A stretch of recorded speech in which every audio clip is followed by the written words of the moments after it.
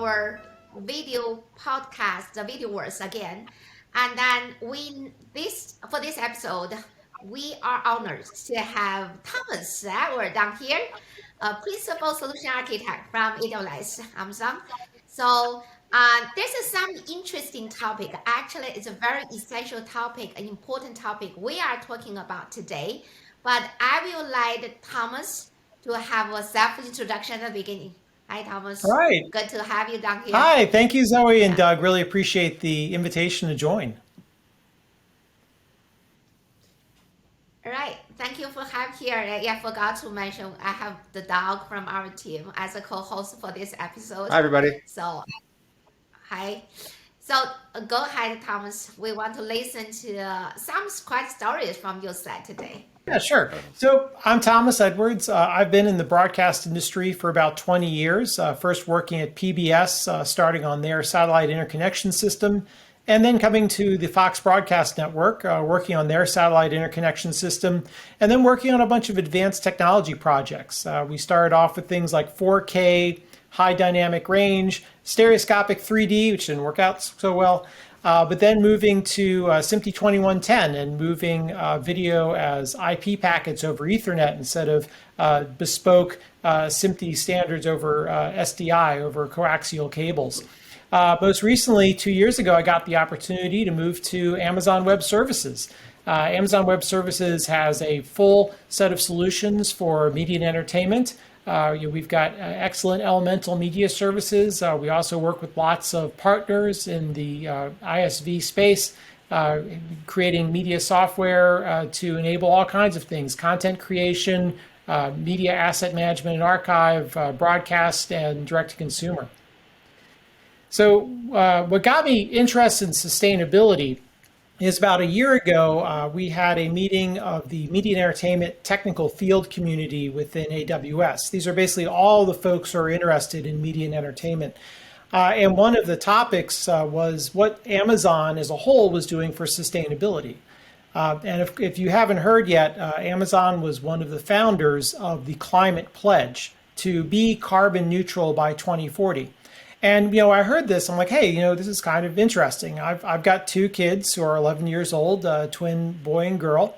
And, I am a bit concerned about their future. We know what the IPCC says.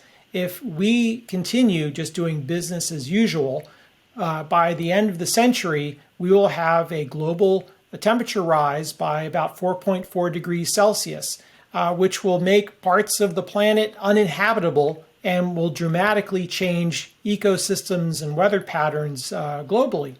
And this is something I don't want to leave to my children.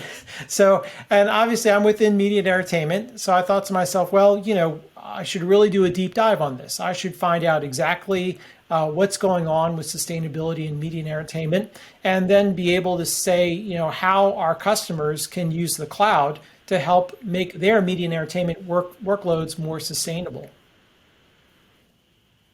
Yeah, so this is actually a lot of people nowadays are talking about green energy. And then you have just introduced a long, I think, years of experiences in the field of media entertainment. So now you actually bring the media entertainment to the attention of how it got sustainability over the cloud. Then you quickly mentioned that AWS has such kind of initiative. So can you just talk a little bit more about how the sustainability, for example, how to make the media entertainment? We know that it's all online. We watch videos, the video streaming, especially under the pandemic, got booming, and over the internet, there's so much traffic that customers and all the users enjoy the videos. And then what kind of sustainability issue actually indeed very essential for the segment of media entertainment? So what kind of aspects that you see potentially bring your attention to dedicate to this area? Well, the cloud is a great opportunity to help make all of your workloads more sustainable. Whenever you have your workloads running on the cloud, instead of running on dedicated hardware on premises, you're sharing the hardware with other customers and even other workloads of your own. We know, for instance, that the cloud is going to be 3.6 times more energy efficient than the median enterprise data center in the US. And that makes sense. When you have a workload you need to run on the cloud, you spin it up, you run the workload, you spin it back down again. And you're not using any idle resources in this process. So this is a great opportunity to help improve the sustainability of any of the workloads that you're already doing on-prem. Just moving them to cloud gives you this advantage.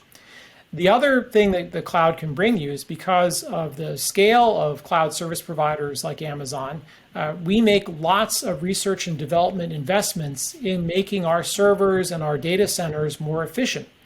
Obviously, it's what we do. It's what we specialize in. We have huge, massive data centers. We take a look at how we can make things more efficient. So, for instance, by changing the universal power supply from being one centralized giant universal power supply to being distributed universal power supplies, batteries across all the different rows of the data center, this actually brings an increase in UPS efficiency. We can be more efficient by making investments in even microprocessors. Amazon has the Graviton processor based on the ARM platform. And this is significantly more efficient in terms of watts per amount of computation done than existing microprocessors.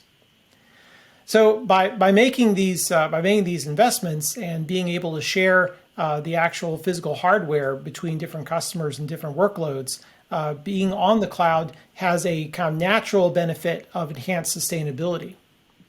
There's more, though. As part of Amazon's pledge to be carbon neutral by 2040, also by 2025, Amazon expects to be running its data centers on all renewable energy. And that means, solar energy, wind energy.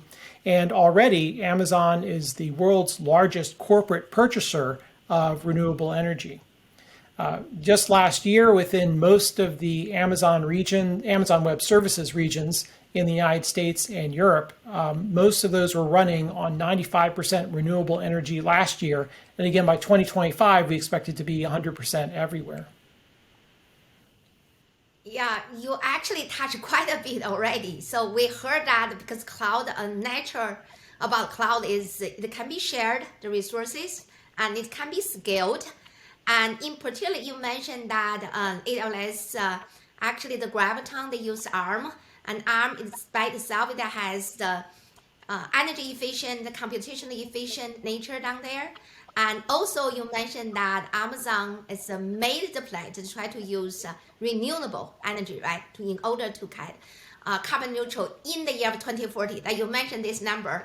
But particularly you mentioned that you have been working in the media entertainment. So we know cloud has a lot of competition down there. So what's so special for all this effort in terms of energy efficiency regarding to the field of media entertainment? So I'll start by saying if you look at major media companies, which Amazon of course is one with Prime Video, but also you look at others, BBC, BT, Comcast, ITV in the UK, Netflix, Sony, Disney, all of these companies have made goals to go net carbon zero. Some of them are immediate, some of them are going to be over a longer term. But all these media companies have an interest in moving in this direction. Now, of course, once a corporation sets a sustainability goal, the challenge then is how are you actually going to implement it? One mechanism of potentially implementing it is by moving some of your workloads from on-prem to the cloud.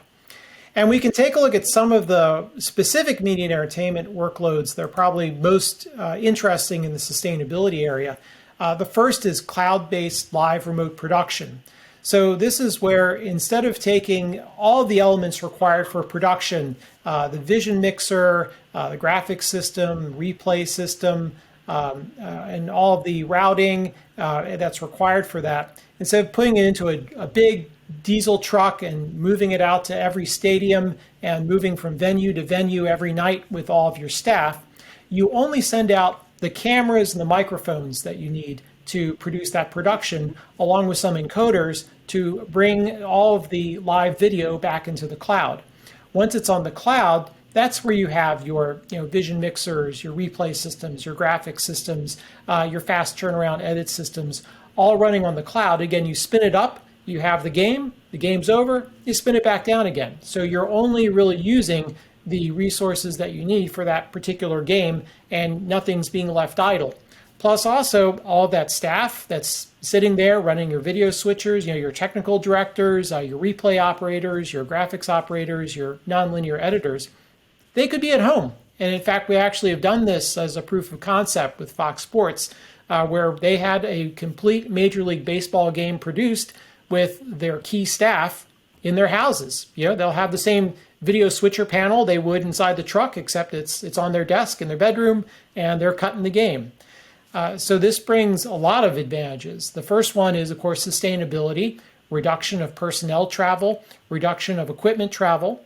Also, the resources you're using to produce the game are only spun up during the game and not left idle at any other time. And then there's also just a quality of life advantage, right? You don't have to be in a different city every couple of days in order to be a part of this production. And so it really hits on a whole bunch of different cylinders. Okay, so you basically just say that we can do a lot of things, move things to the cloud and then consume it whenever it's necessary, right? So we don't have to waste. I just wonder, because you have actually gave quite some talk and published papers and blogs and some panels. We actually see that you're really advocate in this area. Particularly, we just wonder, people are wonder how much energy or neutral carbon that they have consumed. So we see that you particularly mentioned that AWS or cloud provide the tools that people can actually monitor, right? They should be energy aware. There's then you can have tools to monitor. Once you monitor, you get the feedback. Then actually you can predict how much energy that will be consumed. So can you just talk a little bit more about this? I believe that for any app that they really want to chase after these pursuits, should be aware of that kind of tools and leverage these tools, right, in their applications. Yeah, exactly. And I have to admit, we're still in early days about trying to calculate the precise amounts of carbon savings from some of these M&E workloads. But one tool that we have now is the AWS Customer Carbon Footprint tool. So that will give you monthly data about how much your carbon footprint is for your workload on Amazon Web Services. And you can look at a graph over time and determine, am I creating a greater carbon footprint? Am I making less of a carbon footprint? And so that you can change how you're architecting your solutions to try to be more efficient. We tend to think of a separation of responsibilities for sustainability on the cloud. And this is actually something we do for security as well, where AWS is responsible for the sustainability of the cloud. So making sure that we have the most efficient servers, data centers, that we're providing them with renewable energy. And then the customer is responsible for sustainability on the cloud, so that they're ensuring that their workloads are well architected in order to be sustainable. Right. Particularly because we just wonder, because the media entertainment, I think the major format will be in video. So you also has been this area long. And then when we talk about the video, then we have the encoding, processing, streaming, and then playback. So can you talk a little bit more how, for example, in this area that we can try to be more efficient in terms of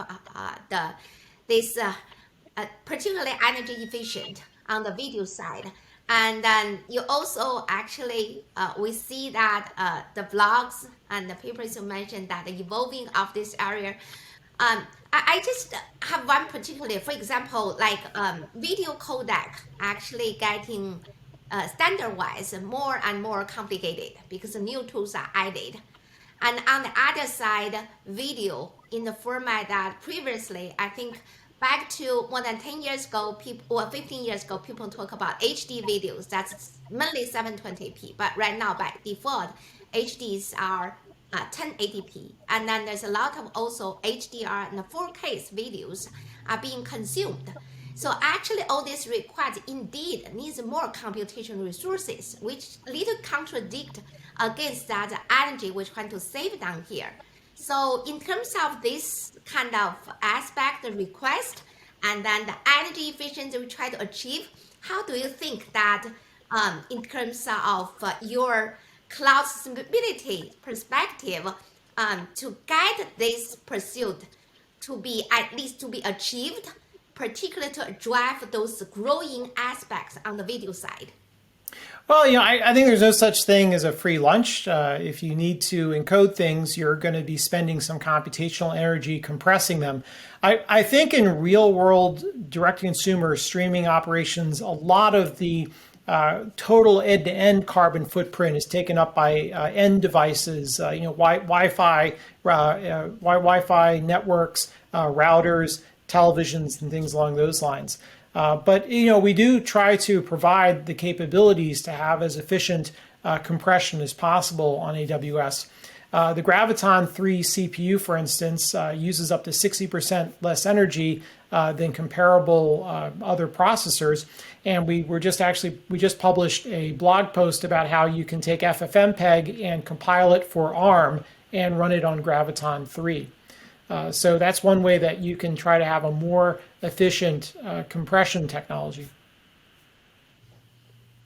60%, that's actually quite a bit. So you actually compared again, like a Graviton 3 against, for example, what's the benchmark to achieve this? Comparable, we'd say Intel or AMD instances, but comparable EC2 instances. Got it. So that means that with this, people can actually potentially still enjoy like high quality videos, high definition videos, but use a lot less energies. Yeah, and of course, if you're compressing on AWS, you will be running on renewable energy by 2025, and you may already be running on as much as 95% renewable energy if you're running on Amazon Web Services regions within the United States and Western Europe. So you actually mentioned this second time that by 2025, so all the Amazon services will actually leverage the renewable energies. Yes. That's Well, the goal. all the energy, yes, would be renewable energy. Mm-hmm. Well, that's actually quite something to achieve, and then it's actually set a good example to actually, I think, spread the message that renewable energy actually can be leveraged in such a great extent that all the energies will be renewable. Of course, that definitely make the cloud more sustainable. And I just wonder because you said this is still at the early stage, and then what is really right now the challenges in terms of technologies? And it has to touch every aspect, right? We talk about the energy itself should be renewable, and then the hardwares, the services running on top of that, and also I mentioned the whole framework because you mentioned that we can move some of the technologies or most of the technologies from the end or edge to the cloud. So there's a lot of aspects. So what do you see to achieve the carbon neutral goal in 2040? What are the top barrier or the most challenging part that we need to tackle in terms of technology wise to achieve that Well, goal? I think to be carbon neutral by 2040 requires a great number of things. It's more than just media and entertainment, right? And it's more than just cloud. There's there's a lot going on out there, which I'm not qualified to talk about. But what I can say is that when I say it's early, I mean it's early in terms of us getting hard numbers on carbon footprint for media and entertainment workflows. We suspect that many of them are going to be more sustainable in the cloud, but it's good to prove that with actual numbers. So, one example I can think of is SDVI, which is a company which orchestrates cloud-based media supply chain on Amazon Web Services. They were able to do some really good measurements and determine that their media supply chains use 39% less compute resources per content hour by moving that from on-prem to in the cloud. And they actually have a net zero supply chain initiative going on this year where any greenhouse gas footprint which they have will be offset with emissions credits this year on their Rally platform. So this is I think they're showing the way that by moving more workloads from on-prem to the cloud, you can do it in a more sustainable way, and also for the little bit of greenhouse gas footprint that you'll still have, they'll be using offsets to basically offset that. Uh, that's quite some effort that's been ongoing. Doc, do you have any that on your side? You've actually covered. I had taken some notes out of the paper you'd shared, and you talked about a lot of them already, Thomas. So, the shared responsibility model, I'm familiar with that from my time at AWS. I was not familiar with it with the climate pledge. That's very interesting. You talked a little bit about cloud-based live remote production. Can you talk a little bit about edit in the cloud and how that's helping reduce energy consumption? Yeah, I think that's another great opportunity. Again, trying to look at real hard metrics. Blackbird, which is a cloud editing company, worked together with Green Element, and they put together a scenario where they would have 4,000 hours of TV to edit with 50 different video editors, and trying to compare three different possibilities. One is on premises, which also involves some travel for the editors. The other one is kind of a lift and shift where you take nonlinear editing systems running on-prem and just drop them onto EC2 instances in the cloud. And the third was using the Blackbird cloud native proxy-based workflow. And that's a workflow where instead of necessarily having the full resolution available to editors, that they're editing on proxy-based versions and keeping the full resolution only on the cloud. And they found a 44% savings in carbon footprint with the lift to shift workflow moving on-prem to the cloud with the same NLE software. And they actually found a 91% reduction in their carbon footprint by using a cloud native workflow with the Blackbird proxy mechanism. So I think this shows a combination of two things, right? The lift and shift, that 44% reduction in carbon footprint, shows that the cloud, has sustainability that's provided by AWS, but then the 91% reduction in carbon footprint shows that not only do you need sustainability of the cloud, if you architect well, you can have sustainability on the cloud as well and get the double benefit and get that 91% type of greenhouse gas footprint reduction. That's great. So, what are you going to say? No, I just want, like Thompson mentioned, a lot of hard numbers down there. So a lot of information is actually brought to this interview. And we actually covered a lot of, I think, subtopic was mentioned. Actually, already towards to the end, like towards the end of the interview. But I'm just really curious, Thomas. I got quite a bit info from you and about your pursuit, and particularly I think back to the video because. For example, I mentioned that a lot of videos are being consumed, and then when people talk about, for example, video, people will think that video should have better quality, should have less bandwidth. Now we're talking about it should have consume less computational resources down there. And then beyond the video, and there also people talk about 3Ds emerging environment. So there could be a lot of videos that not only in two-dimensional or three-dimensional anymore. There could be a lot of different format medias that's going to be consumed because people like to be entertained.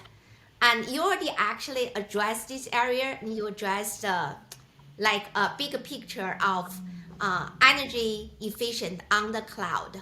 So I still want to get one perspective from you, Thomas, and because you are in this area, you try to advocate cloud stability, this idea for the media entertainment. So you're leaving this about to leaving this interview. What the really, I mean, one or two points in summary, what the top things you really want to bring the audience that people should be aware if they are in the media entertainment, what they should be aware, so that we all try hard to achieve the goal. Because you mentioned that you want to have your kids right now 11 and down the road. I actually particularly mentioned that you mentioned that if we don't do anything, the global warming is coming, and then the temperature will increase by 44.4.